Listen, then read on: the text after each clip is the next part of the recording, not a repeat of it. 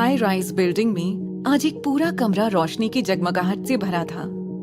हर तरफ scented candles और खुशबूदार फूलों से पूरे घर का माहौल बहुत रोमांटिक बनाया गया था। खिड़की के पास खड़ी अर्पिता एक लाल रंग की सेक्सी शॉर्ट ड्रेस पहनी अपने पति गौरव का बेसब्री से इंतजार कर रही थी। छोटे शहर बनारस से आई अर्पिता ने सलवार सूट में ही स्कूल कॉलेज गुजार दिया था, इसलिए उसको पड़ोस की शीना ने समझाया, अर्पिता, कुछ मर्द ना बहुत ही इंट्रोवर्ट किस्म के होते हैं, शायद वो खुद से कभी कुछ कर ही ना पाए, इसलिए गौरव जैसे को ओपन अप करने में तुझे खुद ही मेहनत करनी पड़ेगी। उसे सीड्यूस करना पड़ेगा, तभी वो कुछ कर पाएगा।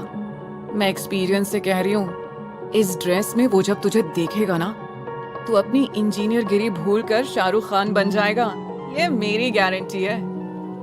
गौरव भले ही गुरुग्राम में सालों से एक एमएनसी में सॉफ्टवेयर इंजीनियर का काम कर रहा था। उसका रोज साइबर हब जैसी हैपनिंग जगह में आना जाना था, पर वो था बहुत ही बोरिंग और पढ़ाकू किस्म का आदमी।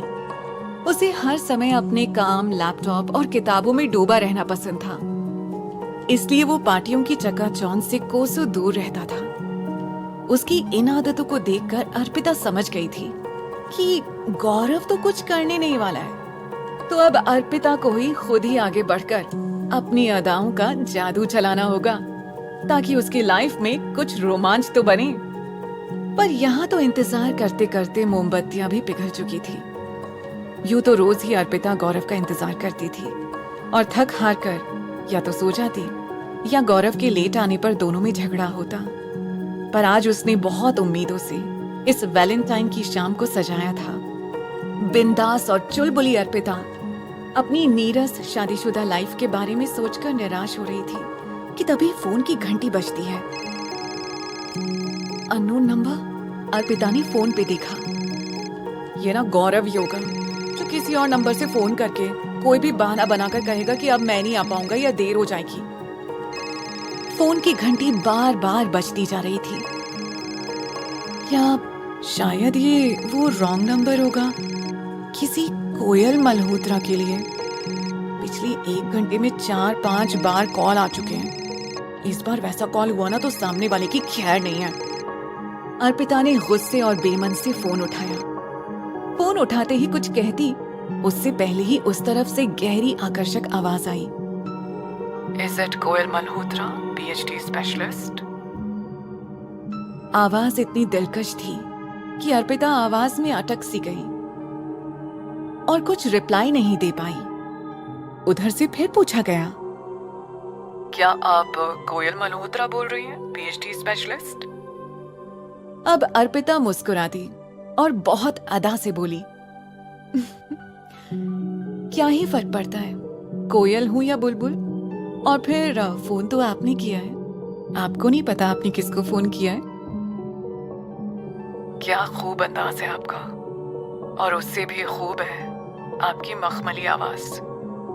ये एफएम वालों को सैल्यूट है, कहां से ऐसे नगीने ढूंढ कर लाते हैं। फोन तो किया था कि अपनी समस्या बताकर आपसे समाधान लूंगा, यहाँ तो एक और समस्या खड़ी हो गई है। अब जैसे कि? अर्पिता ने चौंक कर पूछा। हाँ, जैसे कि अब आपकी आवाज इतनी खूबसूरत है कि मैं तो चाहूंगा कि मेरी समस्याएं कभी खत्म ही ना हो और मेरी रोज आपसे बात हो सके। अर्पिता खिलखिलाकर हंस दी। बड़े दिलचस्प इंसान है आप तो।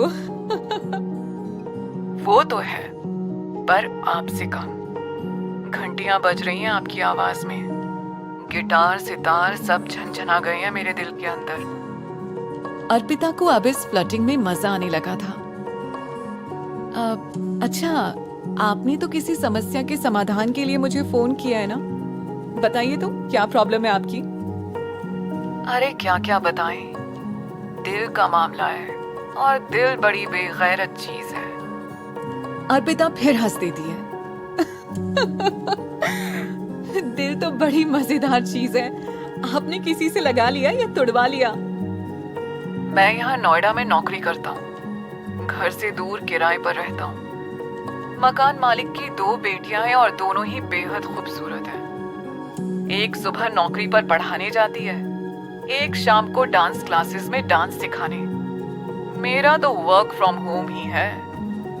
सुबह के समय छोटी वाली और शाम के समय बड़ी वाली दोनों मेरे आसपास भटकती हैं। कॉलर ने अपनी समस्या बताते हुए कहा, यहाँ लोगों को एक नहीं मिल रहा है और आपको एक पे एक मुफ्ता। अर्पिता ने मजे लेते हुए कहा। ये सुन के कॉलर की भी हंसी छूट गई। हाँ, कुछ ऐसा ही समझ लीजिए। पर अब समस्या ये खड़ी हो गई है कि मुझे प्यार हो गया है। किससे? बड़ी से या छोटी से? हाँ, अर्पिता ने उत्सुकता से पूछा। एक से होता तो बात ही क्या थी कोयल जी। दिक्कत तो ये है कि मुझे दोनों से प्यार हो गया है और बेहिसाब हो गया है। कॉलर ने आशिकाना अंदाज में बताया। हैं? बड़े गजब आदमी हैं आप तो।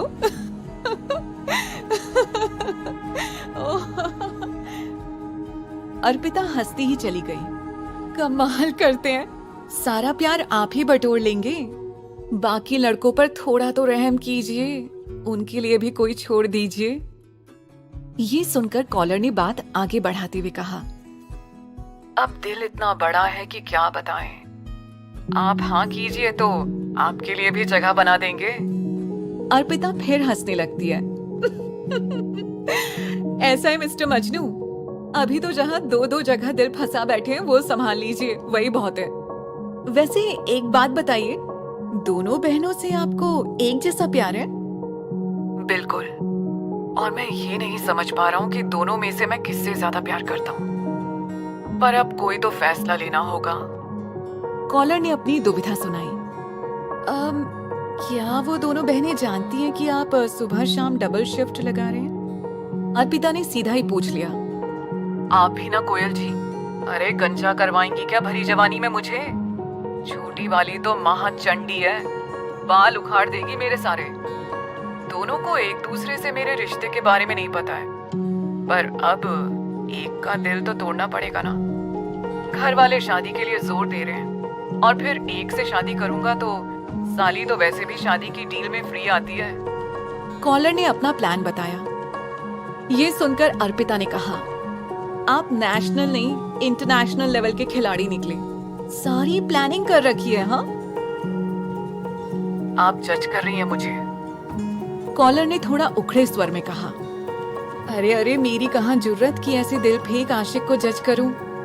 देखिए, सच बोलूं तो आपकी भलाई इसी में है कि अब आप दोनों बहनों को टाटा बाय बाय करके चलते बनिए, वरना राज के चक्कर में घास भी नहीं मिलेगी और जान से हाथ धो बैठोगे सो अलग। फ्री डील में साली के सपने देखते देखते कहीं दूसरे वाले ससुराल में ना एंट्री मिल जाए। अर्पिता ने हंसते हुए कहा, पर मेरे प्यार का क्या होगा? मैं सच में दोनों से बहुत प्यार करता हूँ। वो नौटंकी भरे अंदाज में मायूसी से बोला। अर्पिता फिर एक बार जोर से हंसी। अरे आप तो बड़ी पहुंची हुई चीज है, जहाँ एक साथ दो सेट कर ली है तो बाहर निकलकर तीसरी भी सेट हो जाएगी। बात तो ठीक कह रही हो आप, कॉलर ने खुश होते हुए कहा। चलिए, अब आपको आपकी समस्या का समाधान मिल गया है ना, तो फोन रखिए अब अच्छा, एक बात और बताइए, क्या इस खूबसूरत आवाज की मल्लिका से मुलाकात हो सकती है? कॉलर ने बात को बढ़ाने के लिए पूछा। अर्पिता तपाक से बोली, अरे समस्या का समाधान मुझ पर ही आजमाएंगे क्या? आगे बढ़िए, यहाँ पर नो वैकेंसी है। चलिए कोई नहीं, उम्मीद पर तो दुनिया कायम है।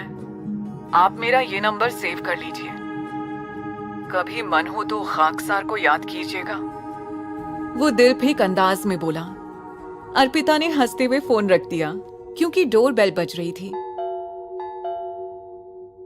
रोज की तरह वादा करने के बावजूद गौरव बहुत देर से आया था, पर अर्पिता अब इस अजनबी से बात करके थोड़ा सहज महसूस कर रही थी।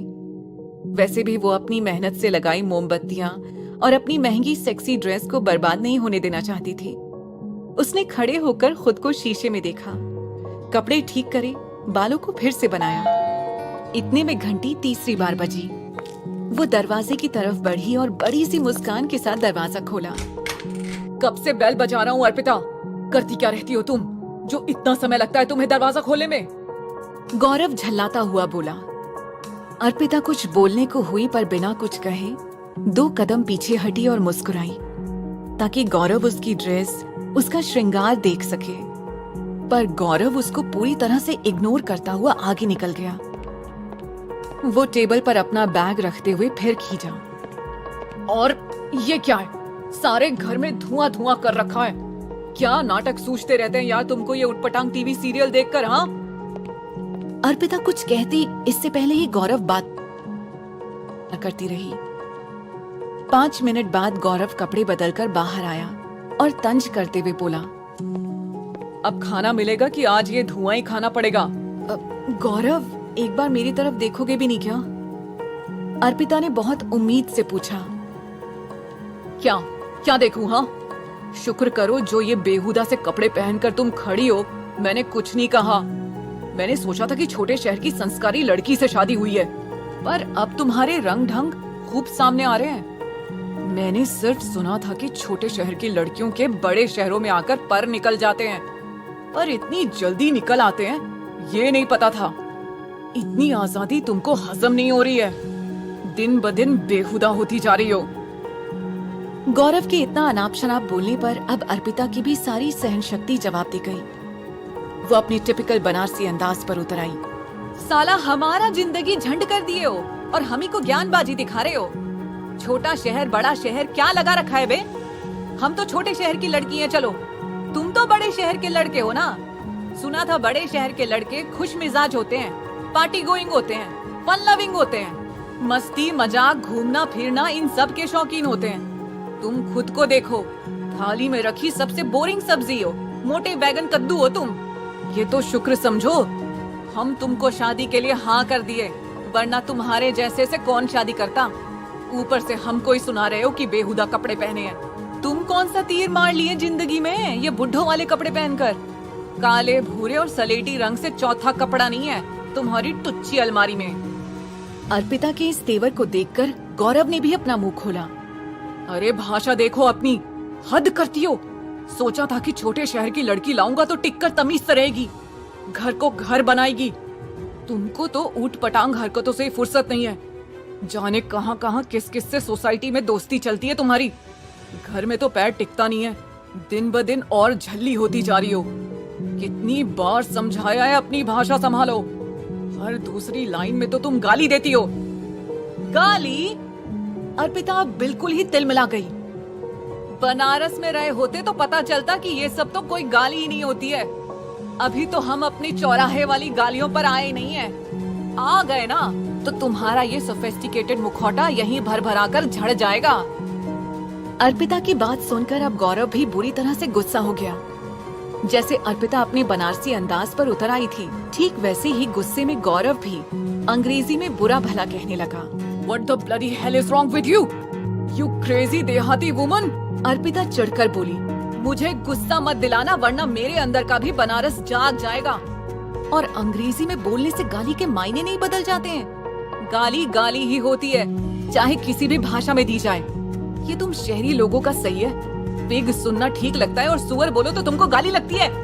वैसे तुम एक बात बताओ, तुमने अपना किसी डॉक्टर से चेकअप वेकअप करवाया है कभी? मतलब क्या है तुम्हारा? डॉक्टर से चेकअप कराने की बात आते ही गौरव के चेहरे का रंग उड़ गया।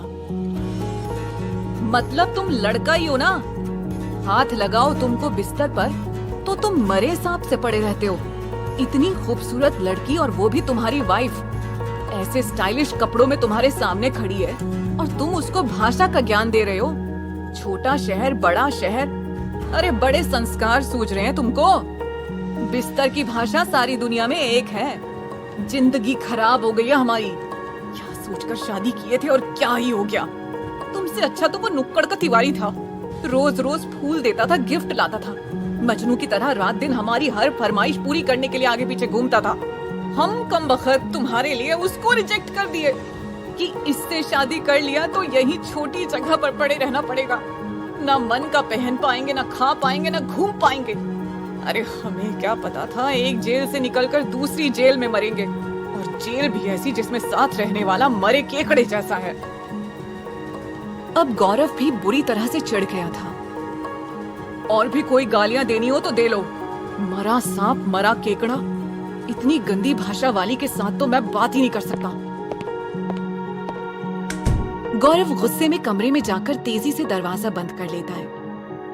अर्पिता चीख चीख के कुछ देर तक अनाप शनाप बोलती रहती है और फिर घुटने के बल बैठकर रो पड़ती है।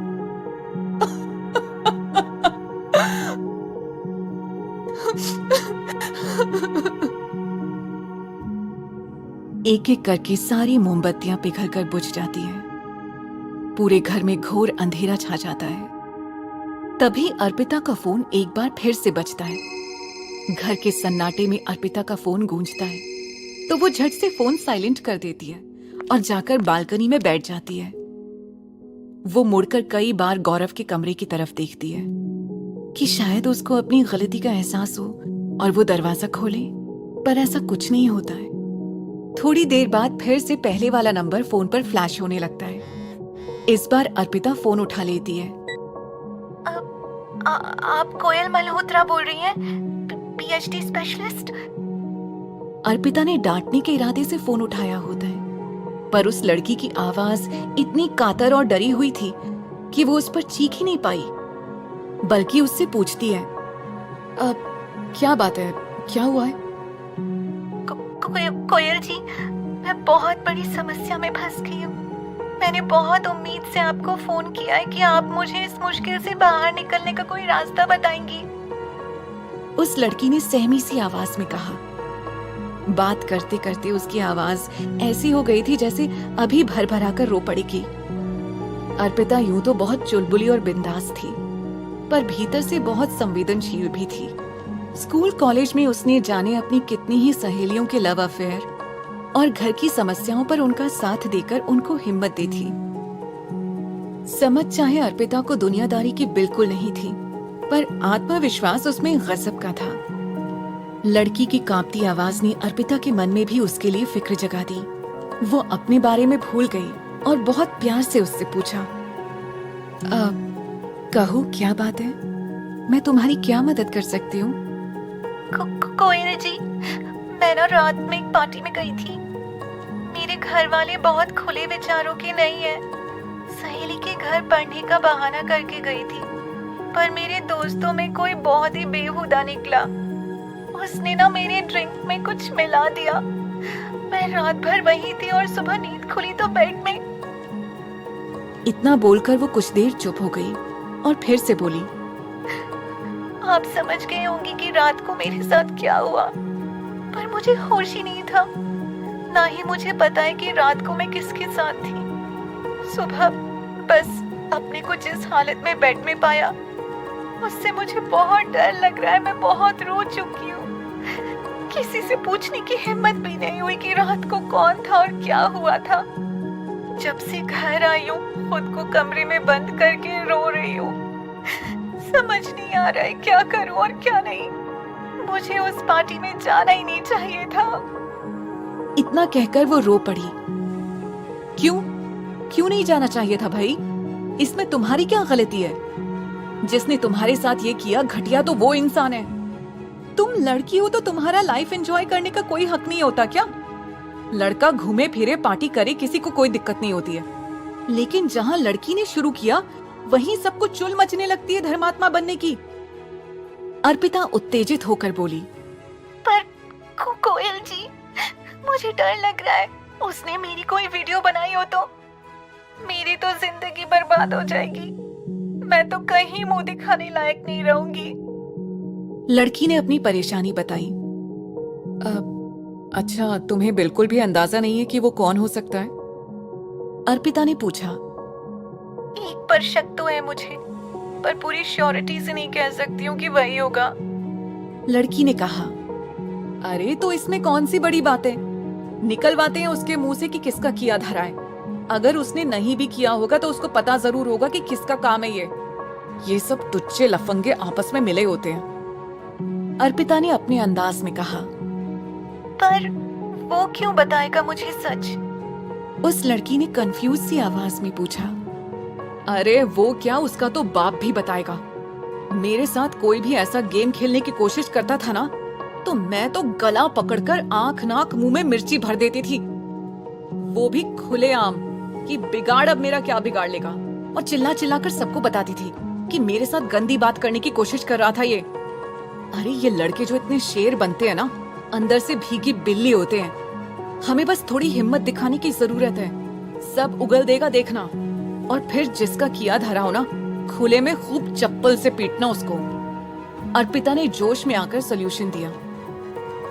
ये सुनकर लड़की ने आर्ग्यूमेंट करते हुए कहा, पर मैं लोगों को क्या बताऊंगी कि मैं उसके साथ ऐसा क्यों कर रही हूँ। अर्पिता ने ज्यादा सोचे बिना कह दिया, फिल्में विल्में नहीं देखती क्या?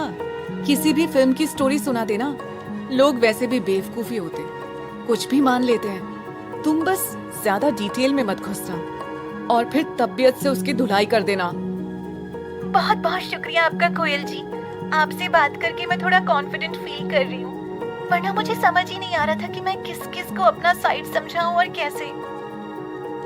उस लड़की की आवाज में खनक वापस आ गई। उसने अर्पिता को बार बार शुक्रिया कहा और फोन रख दिया।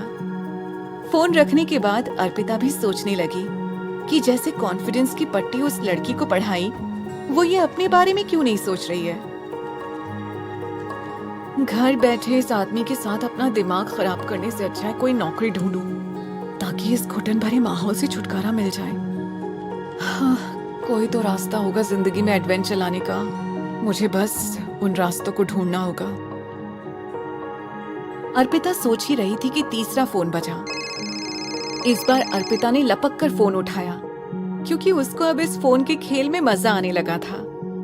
फोन उठाते ही वो खुद से बोली, अब कोयल मल्होत्रा दिस साइड।